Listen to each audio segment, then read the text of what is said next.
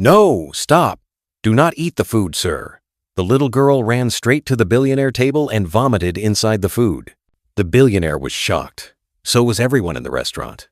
"Drag her away at once," the hotel manager roared as he ran to the little girl. Suddenly, she collapsed to the ground. She was having an epilepsy attack. The day had just begun, but for Eric Daniels, the 30-year-old African billionaire who owned half the businesses in the city, he could not wait for it to be over. As usual, he had business meetings lined up for the day, and he couldn't wait to be over with them. His life had become nothing but a routine: numbers, meetings, flights, contracts, and endless business deals that never gave him rest. He had everything a man could ever dream of: mansions filled with gold, cars lined up like soldiers in a barracks, private jets that carried him across the world, and bank accounts that never ran dry. Yet, even with all of these achievements and wealth, Eric Daniels was an empty man. He had no wife to call his own, no children to run into his arms, no friends to laugh with, and no family to comfort him. He was surrounded by people, but they were not people who loved him. They were business associates, employees, guards, and men who respected him only for what he owned. Every morning, when Eric woke up, his eyes would open not because of joy, but because he was used to it. He would step onto his treadmill in the gym, his heart beating against the silence of his lonely mansion. At 6, he would take the same breakfast, black coffee and toast, never more, never less. At 6:30, his driver would pull the black Rolls-Royce to the front gate, and by 7, he would be in his office, already buried in files, phone calls, and numbers. This was the life he lived, and this was the life he thought he would continue to live until his last breath. But destiny has a way of turning the strongest stones into soft sand. It happened on a day he thought would be like every other day. After a long morning of meetings, Eric decided to do something unusual. Instead of rushing back to his house like he usually does, he decided to have his dinner at a restaurant. He wanted to get fresh air, away from his mansion. He stepped into one of the luxurious restaurants in the city. It was the kind of place where only the wealthy dined, where chandeliers sparkled like stars, and where meals were served on plates that cost more than the common man monthly wages. Eric's table was laid with roasted chicken, golden fried plantain, rich jollof rice, spicy pepper soup, and a glass of red wine. He sat in silence, ready to eat. But just as his spoon rose toward his lips, a cry pierced the air. "Don't eat the food, sir." A poor little girl, barefoot, dirty and weak, ran towards him with desperate eyes. Before anyone could stop her, she bent over his table and vomited inside his food. The entire restaurant froze. Forks fell from hands. Waiters stood still. Wealthy customers gasped in disgust. A waiter rushed to grab her, ready to throw her outside like a stray dog. But before they could, her small body shook violently. Her eyes rolled back, and she fell to the ground. She was having an epileptic seizure. Everyone stepped back in fear. Some whispered, some hissed, some simply stared. But in that very moment, something unusual stirred inside Eric's heart. For the first time in years, he looked at a human being with compassion. "Stop! Do not hurt her!" he screamed at the waiter who was dragging her out. He ran to where she laid and held her to himself. "Someone call 911!" he screamed again, still holding her to himself. Soon, an ambulance arrived. The little girl was rushed to the hospital. Eric himself followed behind with his car. 1 hour later, Eric was seen pacing in front of the emergency ward. He was worried about the little girl who had disrupted his dinner. He could not understand why he was not angry at her. Instead, what he felt for her was compassion and pity. Inside her ward, Eric sat on the chair close to her bed. He watched as she slept peacefully. The doctor had given her a sedative so she could sleep a little. While Eric sat there, his mind flashed back to the restaurant incident. Why did this little girl vomit it in my food? Could it be it was poisoned? He asked, gazing into the quiet hospital room. Eric could not wait for her to regain consciousness so he could get the answer he sought. He was restless. What if it is what he was thinking? The restaurant would have to provide answers if it happened to true. He didn't want to believe what his mind was pushing to him, so he let it go. An hour later, she opened her eyes slowly. "Where am I?" she whispered. "You are in the hospital," he replied. "You are safe," he assured her. "Nobody will hurt you here." Her small eyes scanned the hospital room, taking in her surroundings. "What is your name, little one?" Eric asked, bringing her from her thoughts. "My name is Joy," she replied him weakly. What happened? Why am I in the hospital? Who brought me here? It's okay. Do not talk anymore. Just rest. He cut her off before she could continue with the many questions. Though Eric wanted to know why she did what she did back at the restaurant, he could not bring himself to ask her. She was still weak, barely able to hold her eyes open. The doctor had told him about her sickness. He warned him not to overstress her so it doesn't trigger her epilepsy seizure. As he looked at her weak, fragile body on the hospital bed, Eric Daniels made an instant decision to care for her and nurse her back to good health. The next day, she was discharged from the hospital, so he took her to his house. His workers were shocked when they saw the little girl with their boss. Who wouldn't? In the many years that they have been working at the Billionaire mansion, Eric had never brought anyone home, not a lady, not even his business associate. Seeing that he brought this strange little girl home, it could only mean one thing. She was special. The workers, including the gatekeeper, the cook, housemaid, and gardener, whispered among themselves that the little girl was their boss' long-lost daughter. Eric employed caregivers and nurses to take care of Joy. He put her on 24-hour surveillance in Other to avoid what happened at the restaurant from repeating itself. It had been 1 week since they got back from the hospital. Eric was ready to face his demon. Joy was strong enough. It was time she told him why she vomited in his food. Joy sat still on the luxurious bed inside the bedroom Eric gave her. She was happy. A smile appeared on her lips as she reminisced her life in the street. Being an orphan, she had had to struggle under the harsh weather. Come rain, come sun. Her health condition made it harder to survive on the streets. For a 10-year-old little girl, Joy had been through a lot for her age and small body. But now Eric had rescued her from the street. It was like he was her guardian angel. She felt safe and happy. She hoped he would not send her back into the streets. She prayed he doesn't, as she loved it here. A knock on the door brought her back to reality. It was Eric. He had been standing by the door watching her as she got lost in her thoughts. He saw when she smiled, and he knew right there that she belonged with him. He would do anything to protect and make her happy. He stepped into her room and sat on the bed. "Are you ready to tell me why you vomited in my food the other day?" Eric asked, hoping for an answer. "It was poison, sir." Joy finally dropped the bombshell, confirming Eric's fears. "By who? And how did you know about this?" he questioned further. Joy flashed back to that very day. She was only 10 years old, an orphan who had lived most of her life on the streets. She had no home, no family, and no comfort.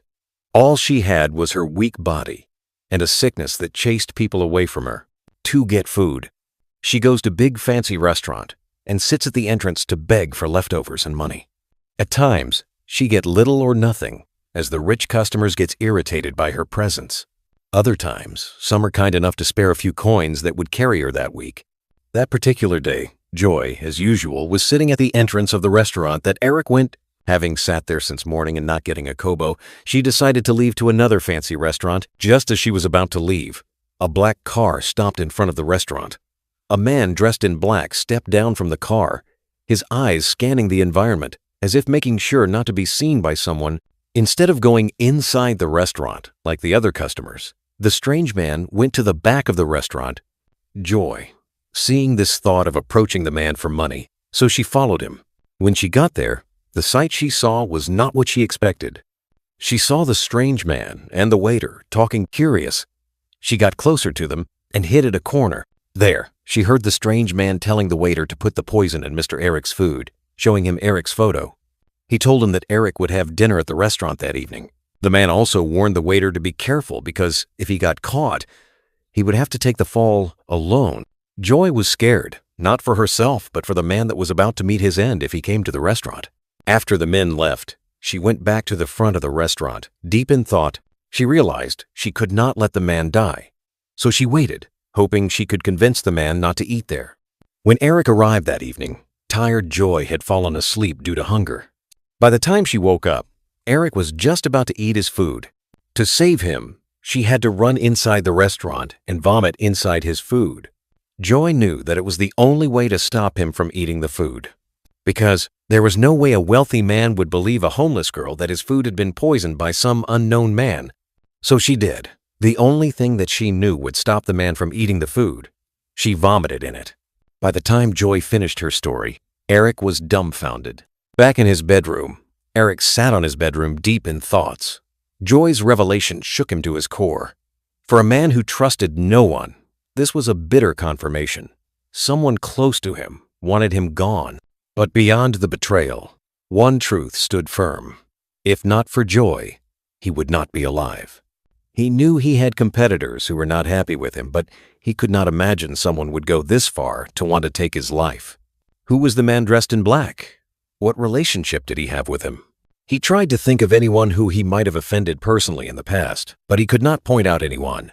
He needed to get the bottom of this. He needed to catch the person else he might come after him again. Eric hired a private investigation team. Their first assignment was to get the waiter to confess. Unfortunately, he had disappeared after he realized his plans had failed, and it was only a matter of time before he was caught. Now Eric was back to where he began. With the waiter gone, they had no lead on who might be behind the billionaire death attempt. He was confused. He did not know what to do. Joy did not see the face of the man in black. Even if she did, he had no idea where to go in search of him. Eric could not sleep that night. He tossed on his bed, staring at the ceiling, replaying Joy's words in his mind. Someone wanted him dead. Someone powerful enough to plant a man and a waiter in a high-class restaurant. He rose from bed, went to his study, and poured himself a glass of wine. But even the drink couldn't calm him. For the first time in years, he felt vulnerable. Not because of money, not because of loneliness, but because his life was truly at risk. The next morning, Eric called his head of security, a tall, broad-shouldered man named Edward. "From today," Eric commanded, his voice calm but firm, "no one comes close to me without your approval, and I want every restaurant, every meeting place, checked before I step inside. Whoever tried to kill me won't stop easily. Also, I want you to talk to the other waiters in that restaurant. They might know the family of the man that poisoned my food." "Yes, sir," Edward bowed. But Eric noticed the flicker of worry in his eyes. Meanwhile, Joy had settled into the mansion. Though she was grateful, her heart carried a silent fear. She knew she had made enemies by exposing the plan. If they could come for Eric, what stopped them from coming for her? That evening, as Eric returned from a business trip, he found Joy sitting by the window of her room, clutching a doll he had bought for her. "Are you okay?" he asked softly. She nodded, forcing a smile. "I'm fine. I just don't want them to find me." Eric's heart melted. He knelt beside her. "As long as I live, no one will hurt you, Joy. You saved me. Now it's my turn to protect you." For the first time in his adult life, Eric Daniels felt something different: responsibility, love, and purpose. 3 days later, Edward, his head of security, brought the news. "Sir, there is news," Edward said. "We discovered something. The waiter who disappeared, he had family in the outskirts of the city. We questioned them, and they admitted he had been receiving money from someone powerful, a politician." Eric leaned forward, his jaw tightening. "Who?" Edward swallowed hard. "It is Senator Williams." Eric's blood ran cold. Williams was not just a senator. He was one of his closest business allies. They had sealed contracts worth billions together. "But why would he want me gone?" Eric muttered. Edward sighed and continued. "Remember the last oil contract you both fought for some months ago?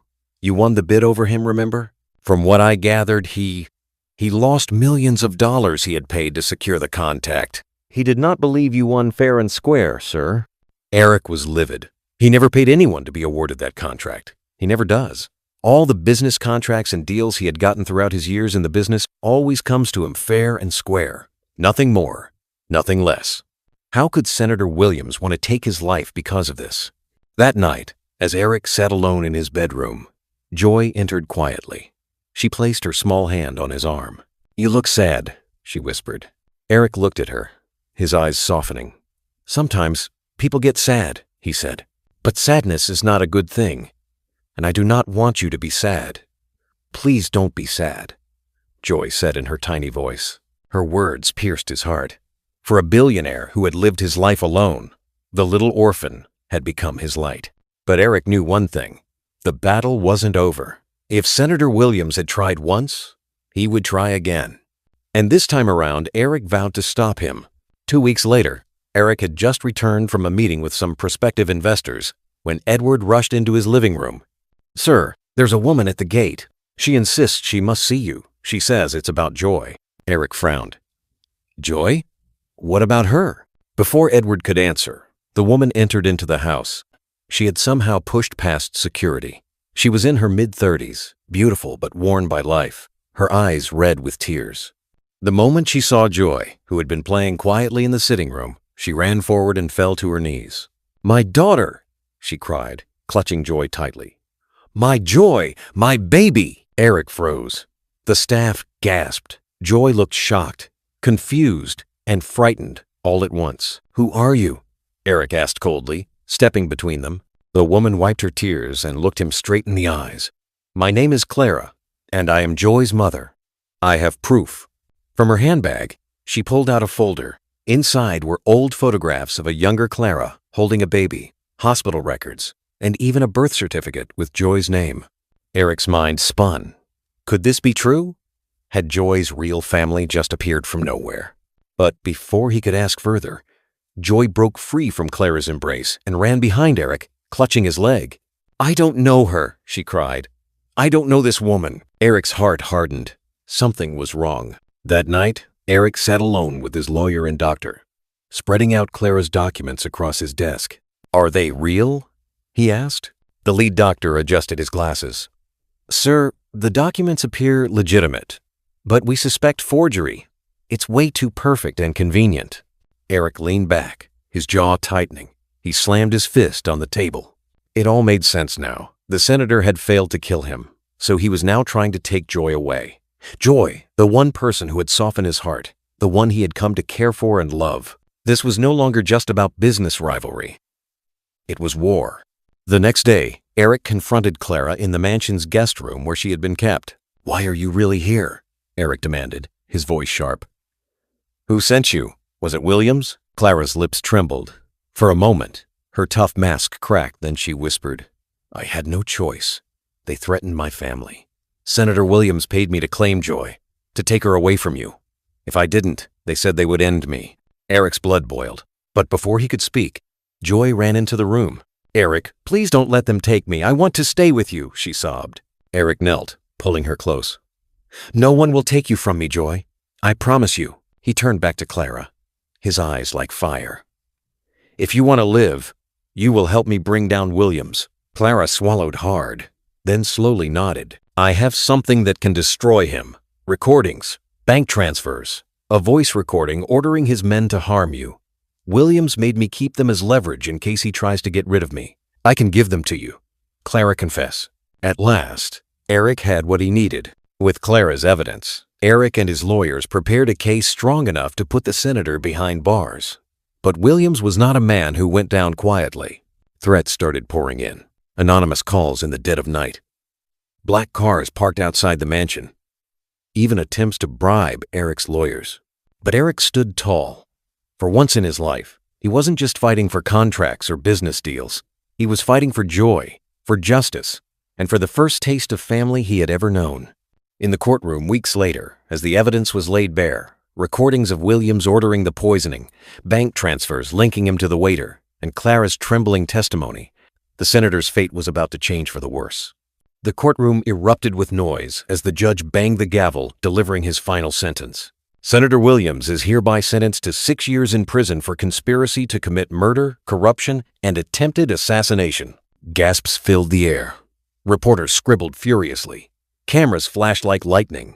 Senator Williams roared with anger as guards dragged him out, his once proud head hanging low in disgrace. Eric stood silently, his hand firmly holding Joy's. The little girl looked up at him, wide-eyed. "Is it over?" she whispered. Eric bent down, his eyes soft. "For now, yes. You're safe, Joy." But even as he spoke, he knew the battle wasn't over. He knew the senator had connections. Even with him being locked up, it was no guarantee that they were safe. The weeks after the trial were a whirlwind. Eric and Joy became the subject of headlines across the nation. Billionaire saved by street orphan with epilepsy. Eric Daniels adopts little girl after poison plot. Hero child saves a billionaire life. Paparazzi camped outside the mansion. Business rivals whispered in jealousy. People talked, while some others questioned his sudden attachment to the child. Some accused him of using Joy as a publicity stunt. Others speculated she was his illegitimate daughter. But in all of this, Eric ignored the noise. The rumors were not his concerns.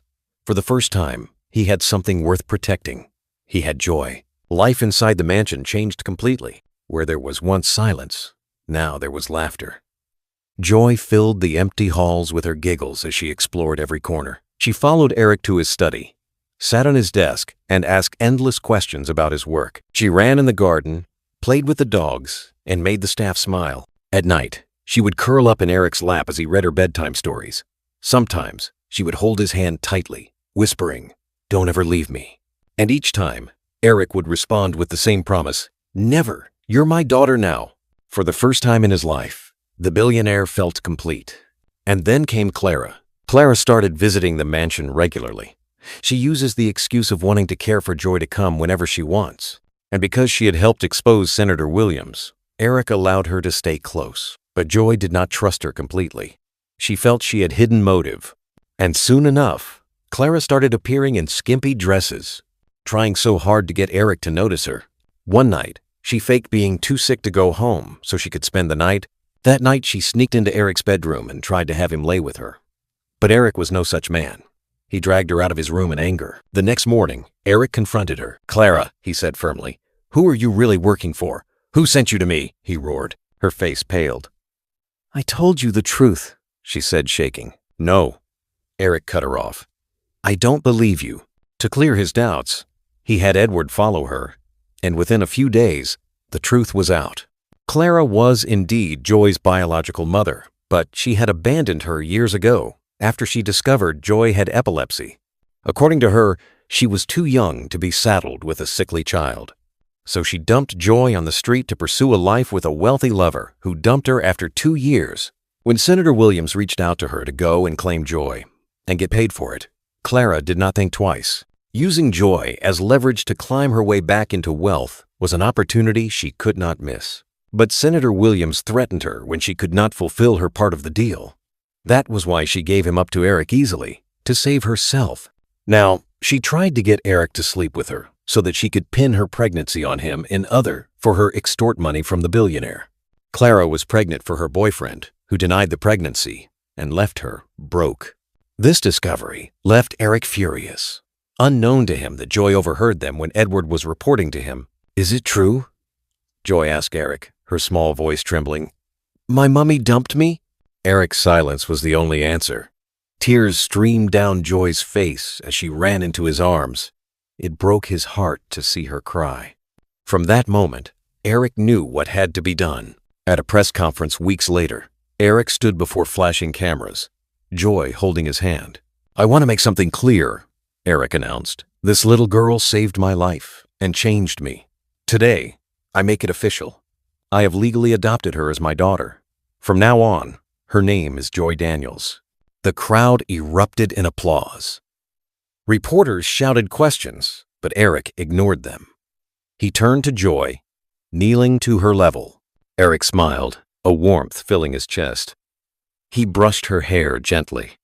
"Yes, Joy, we are a family, and I will never let anyone break us apart again." "You're not just someone I care for, Joy. You are my family." Joy's eyes filled with tears, but this time they were tears of joy. She threw her arms around his neck and whispered, "I love you, Daddy." Eric hugged her tightly, his chest heavy with emotions he had never known before. As the cameras flashed and the world watched, Eric Daniels realized something. Wealth, power, and success meant nothing compared to the small arms wrapped around him. For the first time in his life, the billionaire had something money could never buy. A daughter who loves him, a family, and a reason to keep fighting. And though enemies still lurked in the shadows, Eric knew one truth. As long as he had Joy, he was no longer an empty man. He was a father.